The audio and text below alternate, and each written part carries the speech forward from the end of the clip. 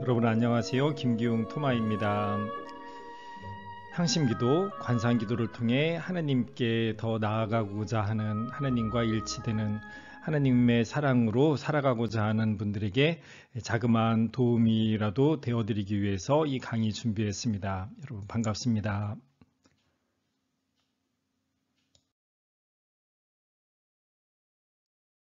네, 윌리엄 존스턴 시모님의 신비신학, 오늘은 세 번째 장 이성대 신비주의라고 하는 파트 함께 살펴보도록 하겠습니다. 조직화를 향하여라고 첫 번째로 이렇게 나오는데요. 그리스도교가 그 첫 시작에서 조직적인 것이 아니었다가 점점 체계적으로 그 모습을 갖추어 나갔다라고 하는 이야기를 합니다. 먼저 그리스도교의 시작은 체계적이지 않았다. 예수님이나 바오로를 포함한 사도들이 교리를 가르치려 하진 않았던 것이다. 그렇죠. 예수님은 하느님 나라라고 하는 것을 사람들에게 선포하시면서 그곳에 초대를 하시죠. 그리고 당신 스스로 사랑의 몸을 바쳐서 십자가에 못 박혀 돌아가십니다. 그리고 부활하시고 승천하셨다라고 하는 것을 복음을 통해서 우리에게 알려주죠. 이 복음, 기쁜 소식을 사람들한테 전하면서 우리를 위해서 돌아가신 이분이 바로 하느님의 아들이시다라고 하는 것을 우리에게 전해주려고 합니다. 여기에서 예수님이 무슨 체계적인 가르침을 처음에 전했던 것도 아니고 또 이후에 바오로를 포함한 다른 사도들 역시 예수님에 대해서 어떤 분이신지 체계적으로 알리거나 또 교리를 체계적으로 구성하려고 한 것도 아니었다라고 하는 것이죠. 예수님이 돌아가신 이후에 바로 박해의 시기가 길게 이어집니다. 그 박해의 기간 동안 많은 사람들이 이 예수님을 믿는 이들을 죽이려고 하니까 이 그리스도 신자들은 우리 스스로 예수님은 어떤 분이었는지, 우리는 무엇을 믿는지를 이제 이야기를 하기 시작을 합니다. 그러면서 그리스도교란 어떤 것인가라고 하는 것이 조금씩 살을 붙여서 설명이 되기 시작을 하죠. 그리고 또 이제 그 이후에 박해의 시기가 끝난 다음에는 다른 이민족들이 이제 로마로 많이 쳐들어오게 됩니다. 그래서 그 이민족들의 여러 다양한 주장들, 또 그거에 영향을 받은 여러 이단들이 이제 등장을 하게 되죠. 하느님이 참 인간이었냐, 하느님이 정말 참 하느님이었냐, 인성이 얼마만큼 있고 신성이 얼마만큼 있었고, 성모님은 어떤 분이었냐, 이런 식으로 또 삼일체는 어떻다라고 하는 이런 다양한 이야기들이 존재하게 되는데, 이런 다양한 이야기들 가운데에서 어떤 것이 이 교회에서 받아들일 수 있는 이야기이고 어떤 것은 교회에서 배척하는 이야기이다라고 하는 이런 것들을 이제 다듬기 시작을 합니다. 이런 것들이 조금씩 쌓여 나가면서 그리스도교 안에서도 교리라고 하는 것들이 생기기 시작을 하고 법이라고 하는 것들이 생기기 시작을 하고 이렇게 되는 것이죠. 그래서 점점 시간의 흐름과 함께 그리스도교의 가르침도, 그리스도교의 교리도, 그리스도교의 영성도 조금씩 살을 붙이면서 체계화, 조직화되기 시작을 했다라고 하는 것을 이야기를 합니다. 그 체계화의 대표적인 과정을 거친 것이 바로 공의회라고 할 수 있을 겁니다. 3세기 이후에 4세기 이후에 니케아 공의회, 에페소 공의회, 칼체톤 공의회 같은 이런 중요한 공의회들에서 우리 그리스도교의 가르침은 무엇이다라고 하는 것이 아주 체계적으로 이제 설명이 되기 시작을 하죠. 그리고 이런 것은 대부분 이성의 활동에 의해서, 지적 활동에 의해서 이런 주장들이 공예를 통해서 체계적으로 이루어지게 됩니다. 그래서 사실 서방 그리스도교, 동방과 서방이 좀 많이 다르기는 한데 서방 그리스도교는 그 그리스도교의 역사에서 지성 활동이 굉장히 중요했습니다. 왜냐하면 이렇게 박해자들이 있었고 이단들이 계속 생기고 그러니까 그거에 대해서 그리스도교란 어떠한 내용이다라고 하는 것을 이야기하기 위해서 논리적으로, 지성적으로 그리스도교에 대해서 변론을 해야 됐기 때문에 서방 그리스도교는 주로 이성적인 측면을 중심으로 이렇게 발전하게 되었다라고 하는 것입니다. 스콜라라고 하는 게 있습니다. 우리나라에 예전에 서울에는 성균관이 있었고 지방에는 각 지방마다 학생들이 모여서 공부할 수 있었던 학교로서 향교나 아니면 서원들이 있었죠. 그것처럼 서방에도 스콜라, 즉 스쿨 학교입니다. 학교가 있었고 나중에는 이제 이것들이 대학으로 이렇게 발전을 하게 되죠. 이런 스콜라를 중심으로 이성적으로 지성을 활용을 해서 철학을 하고 또 하느님에 대해서 이야기하는 이성 중심으로 탐구를 했던 그런 학교들이 쭉 발전을 하게 되는데, 이거를 이제 스콜라 학이라고 이렇게 표현을 합니다. 학교 중심으로 이런 지성이 발달해 왔던 철학과 여러 가지 지성이 발달했던 이런 것을 스콜라 학이라고 표현을 하는데, 이런 스콜라에서 각 대학에서 신학을 또 공부를 하고 아주 체계적으로 신학을 발전시키게 됩니다. 그래서 이것을 스콜라 신학이라고 이렇게 표현을 하는데요. 서방에서는 나중에 이제 이런 스콜라 신학, 그래서 하느님에 대한 종교가, 하느님의 교회의 가르침이 스콜라 신학을 중심으로 발달을 하게 되었다라고 하는 것입니다. 즉 이성 중심으로 지적인 활동으로 교회의 가르침이 체계화되었다라고 이렇게 표현을 할 수가 있을 겁니다. 네, 그리고 이어서 철학자와 신비신학자가 충돌한다. 그렇죠. 이렇게 이제 스콜라학, 지성 중심의 이런 가르침이 체계화되고 널리 퍼지면서 이제 철학은 그렇게 지적인 활동을 중심으로 했던 것이죠. 그런데 이것과 다르게 교회 안에서는 이성으로만 하느님을 이해하는 것은 아니죠. 이성으로만 성경을 이해할 수 있는 것은 아니죠. 교회에 전통적으로 쭉 내려왔던 앞선 시간에 살펴보았던 것처럼 신비신학이라고 하는 것이 동시에 존재했었습니다. 그래서 나중에 이 스콜라 신학이 많이 발전하면서 이성과 그다음에 영성 중심의 이런 신비신학, 어떤 깨달음, 하나님에 대한 어떤 신비로운 어떤 통교, 이런 것들이 서로 이제 충돌을 하게 된다. 어떻게 그런 식으로 하나님을 이해할 수 있느냐, 어떻게 그런 식으로 하나님을 설명할 수 있느냐, 뭐 이런 식으로 이제 철학자와 신비신학자가 충돌하게 되었다라고 하는 것을 우리가 뭐 당연히 생각할 수 있겠죠. 여기에서 등장을 하는 게 아벨라르두스와 베르나르두스입니다. 아벨라르두스는 신앙과 이성의 결합을 시도한 스콜라학의 대표되는 사람이다라고 이렇게 나중에 표현할 수가 있는데요.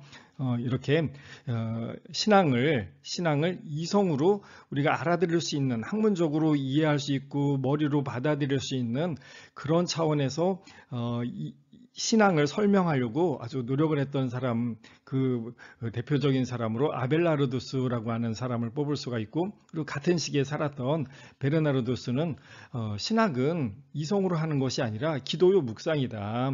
기도가 가운데, 묵상 가운데 하나님으로부터 하나님의 성령께서 밝혀주시는 그런 내용들을 우리가 설명할 수 있는 것, 표현할 수 있는 것, 이것이 신학이 되어야 된다라고 하면서 이제 서로 충돌을 하게 되죠. 이게 철학과 신학, 신비주의 신학의 어떤 충돌로 이렇게 표현을 할 수가 있게 됩니다.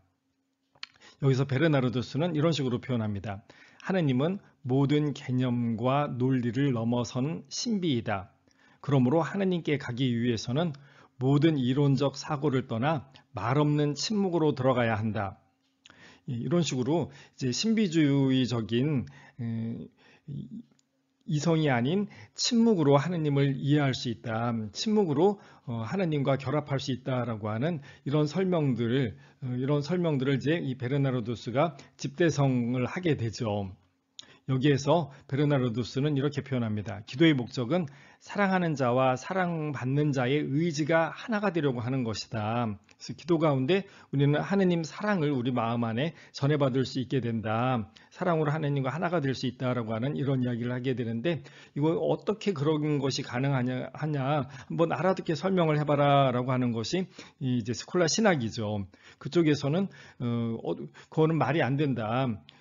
체계적으로, 논리적으로, 이성적으로 그런 것들이 설명이 되어야 된다라고 하면서 이런 신비주의적인 이런 설명들, 이런 것들을 받아들이기 힘겨워하죠. 이런 양쪽 사람들의 어떤 주장들이 공존하던 그런 시대를 지나게 됩니다. 이성과 신앙이 충돌하던 때에 아주 놀라운 분 한 분이 등장을 하는데 그게 바로 성 토마스 아퀴나스입니다. 이분이 1224년에 태어나시게 되는데요. 이분이 천사적 박사라고 하는 그런 별명을 가지게 됩니다. 천사, 하늘에서 하느님과 함께 있는 천사들, 그들이 하느님을 직접 배웠고 하느님으로부터 직접 말을 듣는 것처럼 그렇게 하느님으로부터 직접 하느님 신비에 대한 모든 것들을 전해받고서 이것을 우리에게 글로 책으로 남겨주었다라고 해서 천사적 박사와 같은 천사적인 천사와 같은 그런 박사라고 할 수 있겠다라고 이렇게 표현을 합니다. 이분에게서 베르나르두스의 신비신학 그리고 아벨라르두스의 변증법 스콜라학이 결합되었다라고 하는 것이죠. 학자였는데 이 학자임에도 불구하고 지성 중심의 학자가 아니라 기도를 통해서 하느님의 신비를 깨달은 것, 그것을 체계화하여서 신학을 발전시켰다라고 하는 것입니다. 그래서 이분의 아주 위대한 신학대전이라고 하는 책이 우리에게 이제 전해지게 되는데, 이 토마스 아퀴나스는 그의 가르침이 이후 교회의 아주 중요한 가르침의 근거가 되게 됩니다.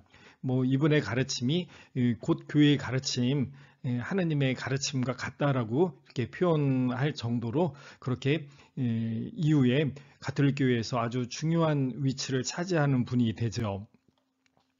이분이 이렇게 표현합니다. 관상을 통해 얻은 것을 전하여라. 그래서 이분은 공부하는 것은 곧 기도하는 것, 관상하는 것이었습니다. 하나님에 대해서 관상을 할 때 거기에서 하나님으로부터 하나님 신비가 우리에게 전해진다. 하나님으로부터 받은 그것을 사람들에게 나는 전해줄 뿐이다 라고 하는 것이었죠.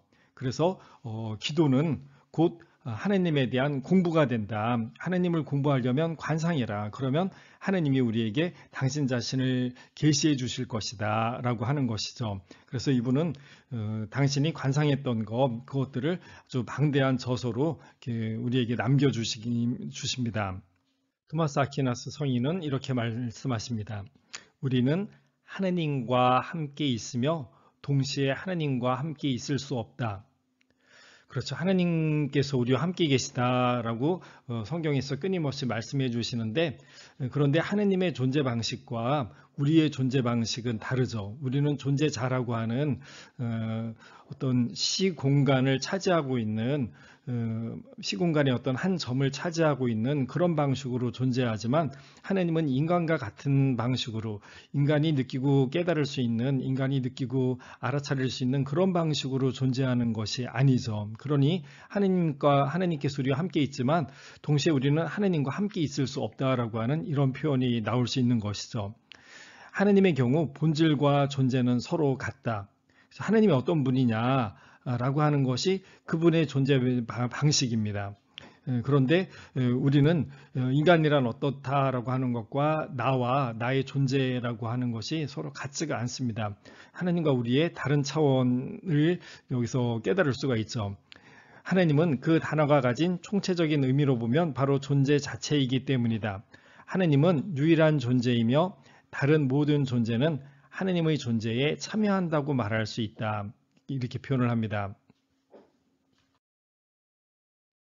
여기서 토마스 아퀴나스의 설명을 이어받아서 이 토마스 아퀴나스의 형이상학이죠. 여기에 근거해서 이 토마스 아퀴나스보다 토마스 아퀴나스 성인이 돌아가신 지 한 100년쯤 후에 영국에서 무지의 구름이라고 하는 책이 이제 등장을 하게 되는데, 이 무지의 구름은 어느 제자에게 기도하는 방법을 알려줍니다. 그런데 거기에서 이 토마스 아퀴나스의 형이상학에 근거해서 기도에서 중요한 것이 무엇인지를 이렇게 표현을 합니다. 모든 본질을 피하고 존재에 집중하라. 하느님께서 나와 함께 계시는데 나도 그 하느님, 함께 계시는 하느님의 그 존재 자체에 나도 함께 있으려고 해라. 나머지 그분에 대해서 더 추구하려고 해봤자 나의 한계 외, 나의 이 다른 차원 때문에, 나와는 다른 하느님의 차원 때문에 내가 하느님을 파악하고 이해할 수 있는 것이 아니다. 그러니 나와 함께 계신다라고 하는 하느님의 존재 자체에 집중하는 것으로 충분하다. 기도란 바로 하느님의 존재의 주의를 집중하는 것이다. 그래서 내가 무엇인지 또는 하느님이 무엇인지에 대하여 생각하지 마라.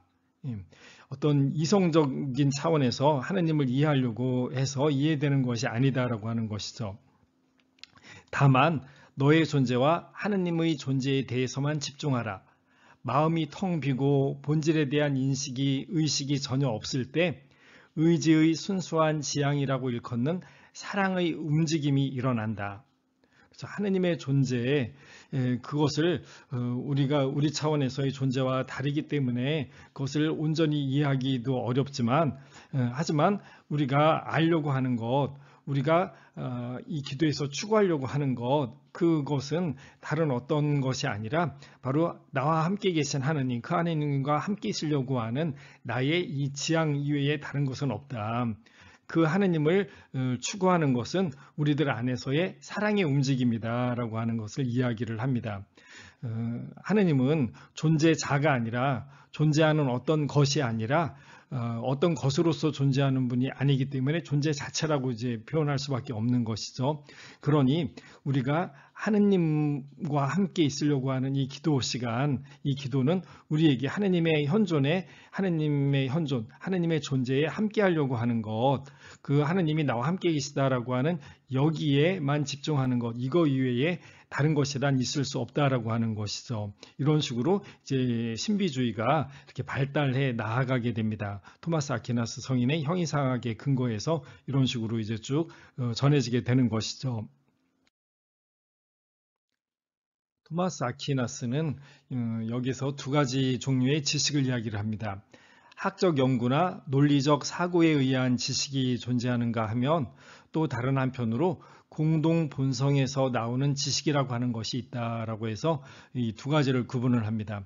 우리의 이성적인 판단, 3단 논법에 의해서 논리적인 사고에 의해서 어떤 것을 깨달을 수 있는, 알아낼 수 있는 그런 지식이 있는데 그런 지식과는 다른 차원에서 내가 알고 싶어하는 그것과 같은 본성이 된다면 나는 자연적으로 그것에 관해서 알 수 있다라고 하는 것이죠.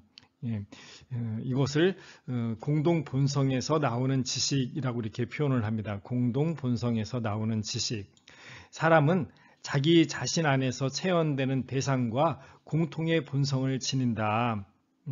그렇죠. 내가 누군가를 사랑을 한다면 그 사랑에서 그 사람이 어떤 사람인지, 그 사람이 무엇을 좋아하는지, 그 사람이 지금 무엇을 하고 싶은지 자연스럽게 저절로 알게 되고, 그가 이런 생각을 한다, 그가 이렇게 하고 싶다라고 하는 것까지도 다 알아낼 수 있다라고 하는 것이죠. 이런 것을 보고 이제 공동 본성을 가질 때 거기에서 그에 관해서 모든 것들을 저절로 알게 된다라고 이렇게 표현을 하는 겁니다. 이것은 사랑과 합일에서 오는 지식이다라고 토마스 아퀴나스는 그렇게 표현을 합니다.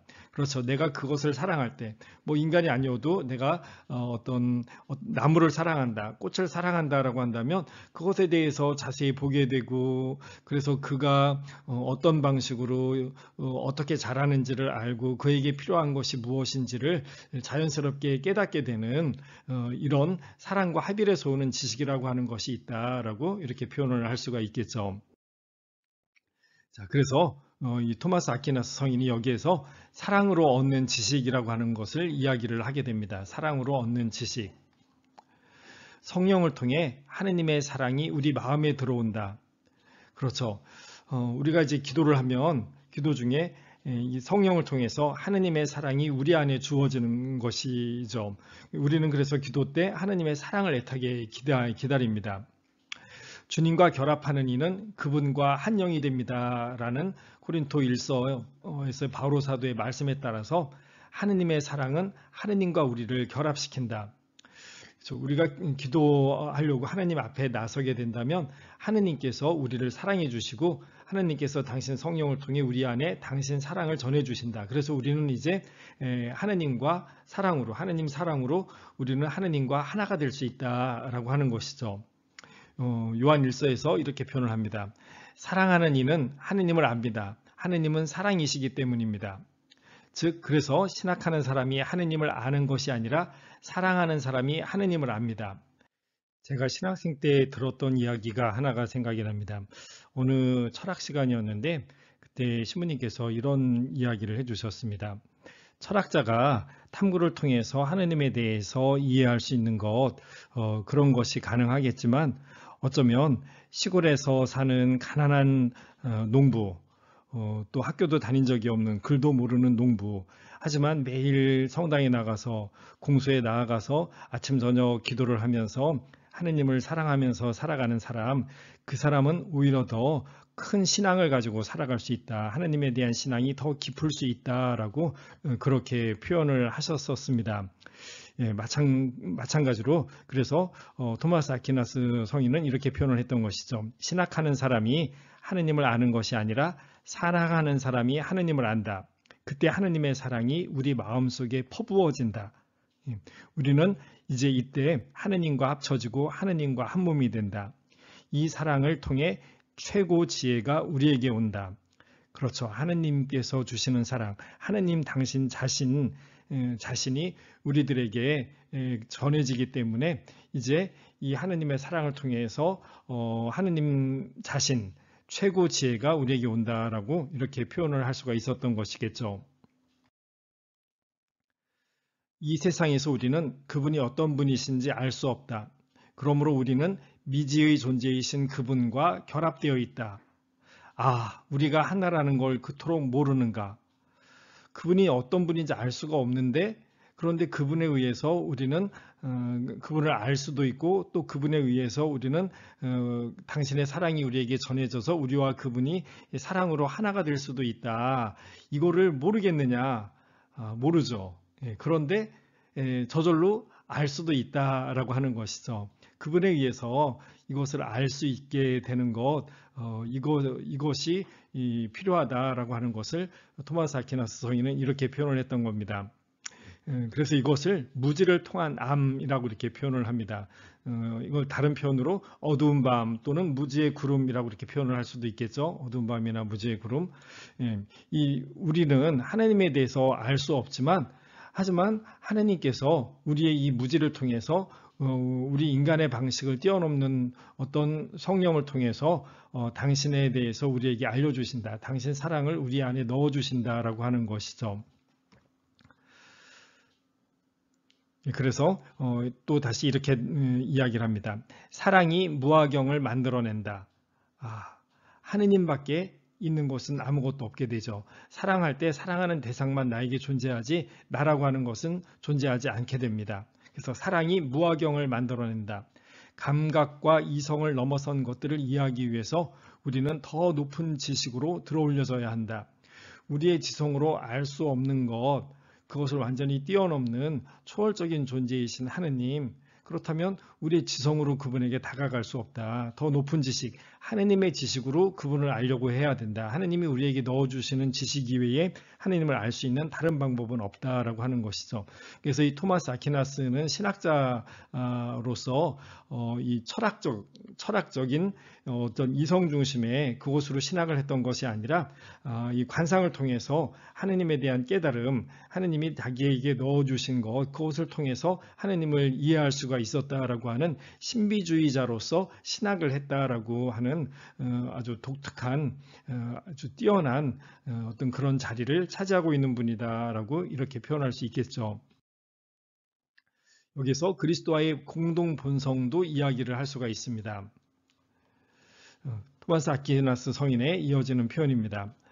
요한일서에 보면 사랑 안에 머무는 사람은 하느님 안에 머무르고 하느님께서도 그 사람 안에 머무르십니다.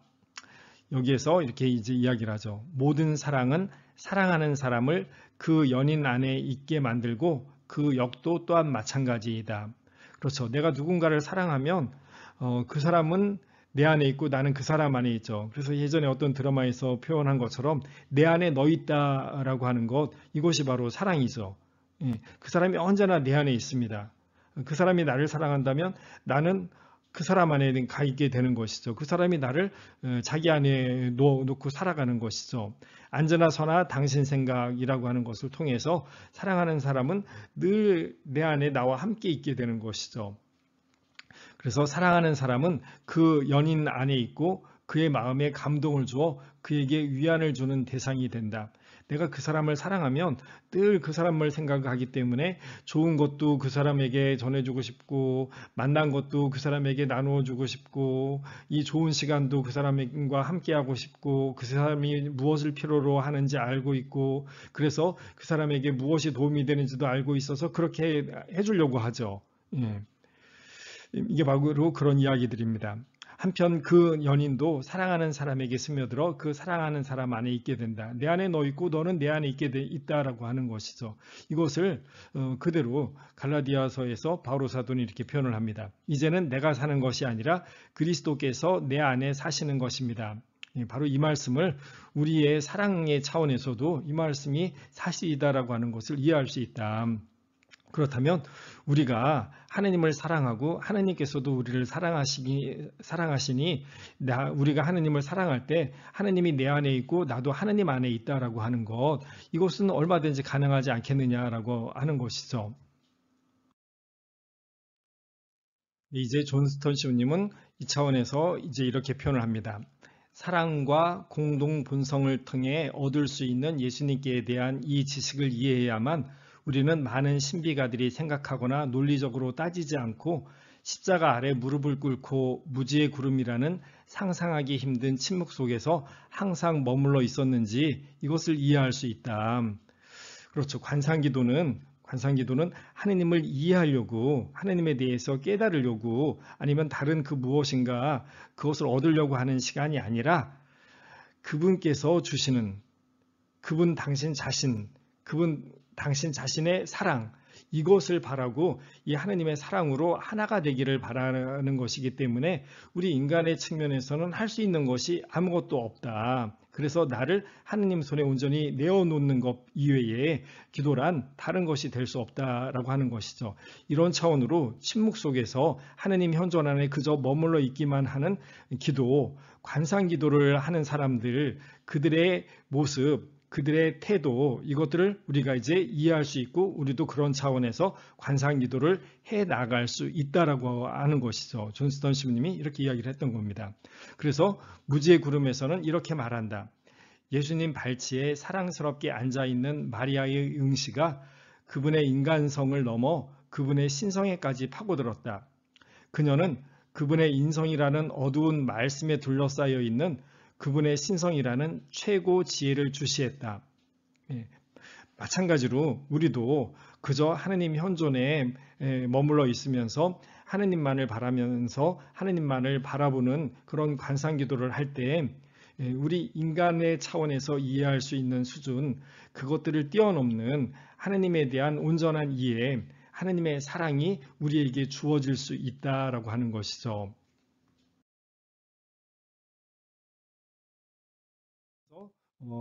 존 스턴 시무님께서 시 한 편을 이렇게 인용을 하십니다. 한 구절만 이렇게 인용을 하지만 그 전체 내용을 제가 이렇게 한번 들려드려 보겠습니다.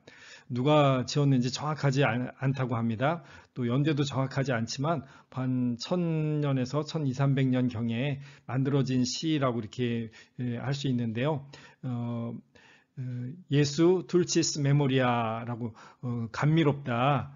달콤하다라고 하는 것이고 예수님이 어떤 분이냐, 감미롭고 감미로운 메모리아, 감미로운 기억이다라고 하는 것이다. 달콤한 기억이다. 예수님은 달콤한 기억이다라고 이렇게 표현을 한 제목을 가지고 있는 시인데요. 이런 내용입니다. 예수님에 대한 달콤한 기억. 근데 이 메모리라고 하는 것은, 기억은 사실은 이제 생각을 그 당시의 사람들이 이렇게 이제 이 단어로 이렇게 표현을 했던 것입니다. 예수님에 대한 달콤한 기억, 마음에 진정한 기쁨을 주도다. 그분에 대한 생각이, 그분을 떠올리는 것, 그분에 대한 생각이 우리 마음에 기쁨을 주도다라고 이렇게 표현합니다. 하지만 꿀과 다른 모든 것들보다 더욱 달콤한 것은 그분의 존재 자체이다. 예, 현존이라고 표현할 수 있죠. 그분에 대한 기억도 좋지만 그분의 현존 자체가 우리에게 더 커다란 기쁨을 준다라고 이렇게 노래한 겁니다. 하느님의 아들 예수님보다 이보다 더 즐거운 노래는 없도다. 이보다 더 듣기 좋은 말은 없도다. 이보다 더 좋은 생각은 없도다. 그러니까 하느님 당신 자신, 하느님께서 나와 함께 계신다라고 하는 이 하느님의 현존이 가장 즐거운 노래, 최고의 기쁨이 된다라고 이렇게 노래를 하는 것입니다. 이어서 오 예수님, 회개하는 이의 희망이시여, 구하는 이에게 얼마나 많은 은혜를 베푸시는가. 주님을 찾는 이에게 얼마나 좋으신가. 하지만 이성으로 탐구하는 이에게 당신은 어떤 존재입니까? 어떤 혀도 당신에 대해 말할 수 없고 어떠한 글도 당신을 표현할 수 없으니 그분을 체험한 이는 믿을 수 있도다. 예수님을 사랑하는 것이 무엇인지. 오 예수님, 우리의 기쁨이 되어 주소서. 우리 미래의 상급이 되는 분이시여 영원 무궁히 당신 안에 우리 영광이 있기를. 예. 그러면서 예수님 안에 우리가 머물러 있을 때 우리에게 참된 기쁨, 우리의 영원한 영광, 그것이 가능하다라고 이렇게 표현을 합니다. 이 시를 이용했던 이유는 이 존 스턴 시모님이 그렇게 이제 표현을 합니다. 기억, 생각에서 현존으로 이렇게 넘어갈 수가 있다. 이것을 우리에게 보여준다. 이 시가. 그래서 우리가 묵상하는 것, 생각하는 것보다 하느님의 현존에 머무르는 관상이라고 하는 것, 이것이 우리에게 더 커다란 기쁨, 참된 기쁨을 준다. 하느님과 함께 있게 하는 것, 이것이 우리에게 영원한 영광에 들게 한다라고 하는 것, 이것을 깨닫게 해주는 것이죠. 그래서 이성적으로 하느님을 이해하려고 하는 그러한 신앙, 이거보다 오히려 관상하는 자의 기쁨, 거기에로 우리가 초대받았다라고 하는 것, 이것을 널리 알려야 되는 것이 아니겠느냐라고 하는 이런 이야기를 하는 겁니다.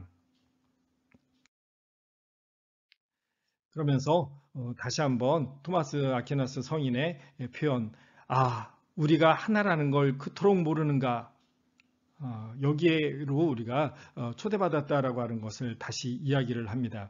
우리의 지성으로 하나님을 느끼고 알려고 하는 이런 것이 아니라 그분께서 우리에게 넣어주시는 사랑으로 하나님과 우리가 하나이다라고 하는 것, 이것을 저절로 좀 깨달아라 라고 이렇게 표현을 하는 것이죠. 예수님이 해주신 한마디의 말, 아버지라고 당신 자신이 하느님을 그렇게 불렀다면, 또 그분이 우리에게 기도로 주님의 기도, 하늘에 계신 우리 아버지, 하느님이 우리 아버지이시다라고 이렇게 들려주셨다면 거기에서 바로 하느님께서 우리와 함께 계시는 분이시다라고 하는 이 하느님의 현존을 깨달을 수 있지 않는가.